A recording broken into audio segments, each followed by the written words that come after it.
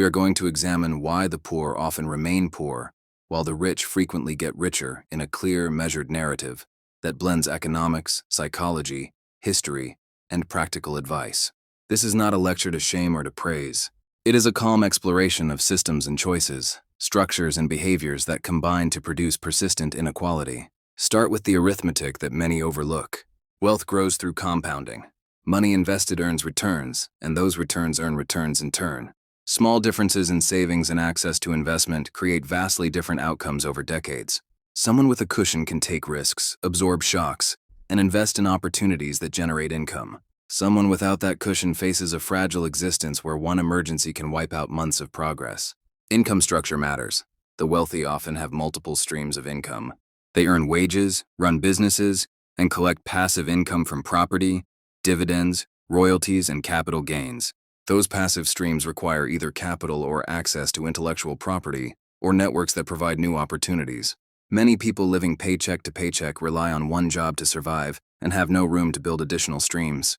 The result is that income volatility, measured and managed for the affluent, becomes a source of crisis for those with limited buffers. Access to education and social capital is another central force. Quality education opens doors to information, credentials, and networks that lead to higher-paying roles and investment ideas. Parents who know how to navigate applications, admissions, and hiring cycles pass those skills on to their children. Mentors, internships, and introductions matter. These forms of capital are subtle and cumulative. A household that models saving, negotiation, and entrepreneurial thinking hands down behaviors that result in advantages later in life. Health and time are forms of capital often ignored in public discourse. Poor health from inadequate care or environmental stress reduces the ability to work and to plan for the future. Chronic stress impairs decision-making and encourages choices that prioritize immediate survival over long-term benefit. Time is eaten by multiple jobs, long commutes, and caregiving responsibilities, leaving little bandwidth for education, networking, or side ventures. Public policy shapes incentives and distribution. Tax codes, housing regulations, school funding models, and social safety nets all affect how resources flow. Policies that favor capital income over labor income, that subsidize property values, or that underinvest in public education widen gaps. Small differences in tax treatment compound across generations. Meanwhile, inadequate safety nets force people into short-term decisions that prevent investment in long-term assets. Debt can be productive or predatory. Mortgages, business loans, and reasonable student loans can convert future income into present opportunity, building wealth over time. Predatory loans, high-interest credit, and hidden fees, often targeted at vulnerable populations, extract resources and create chronic burden. When households pay excessive interest, they have less capacity to save and seize opportunities. Credit access is unequal. Where it exists, it often carries unequal terms.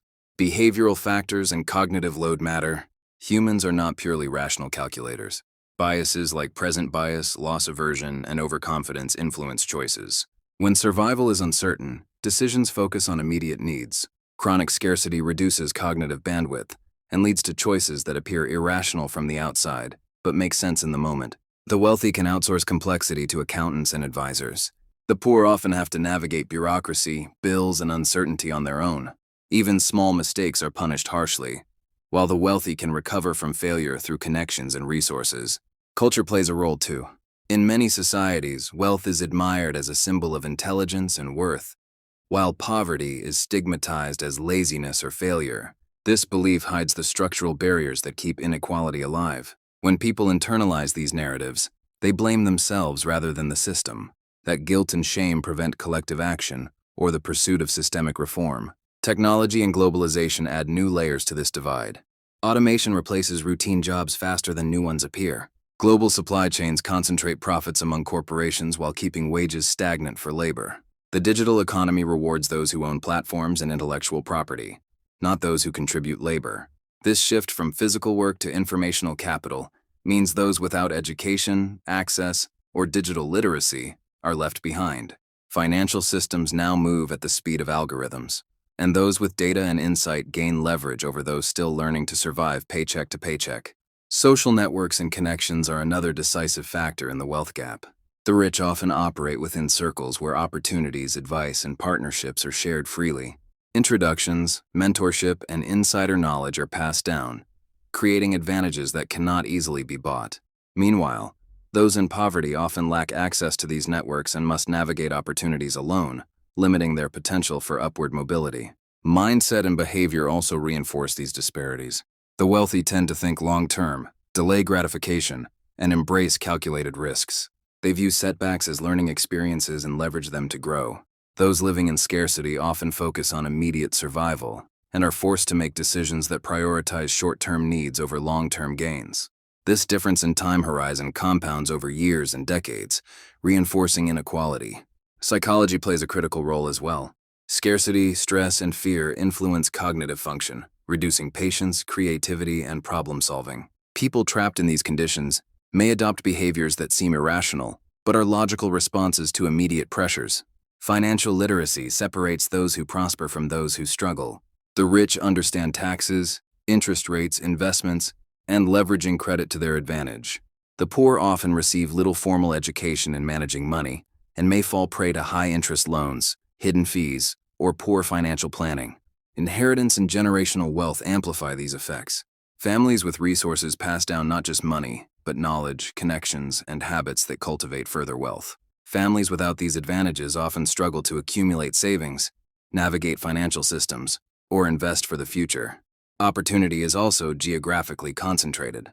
Living in areas with better schools, transportation, jobs, and services drastically affects one's ability to grow wealth.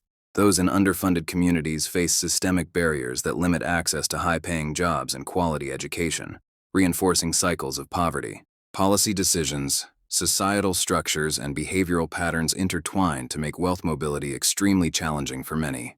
Ultimately, the difference between the rich and poor is less about intelligence or effort, and more about access, preparation, and systemic support.